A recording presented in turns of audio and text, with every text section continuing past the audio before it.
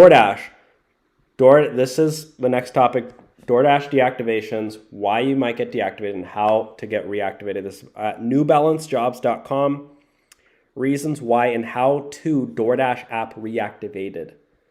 So, you want to read this one real quick? Yeah, so DoorDash drivers are being deactivated from the platform and having their accounts terminated. Unfortunately, any driver could experience it, typically happening when least expected. Fortunately, if you don't want to be deactivated, there are faults you can avoid. Check out this post if you haven't started delivering yet. Dang, these are some long. Oh, it's not that long, actually.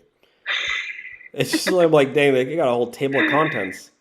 Yeah. So how do you know if you get deactivated? So they'll send you like an alert, notification, you'll get an email, all of that. Then the email will explain everything to you. Yeah. So what happens if you get deactivated?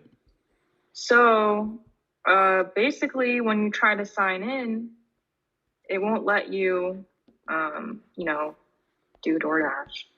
What's that one TikTok sound? It's like, psych! Oh! I don't know. How to appeal a DoorDash deactivation? So you can appeal this through the app. Yeah. Or they'll send a link to an appeal form and instructions.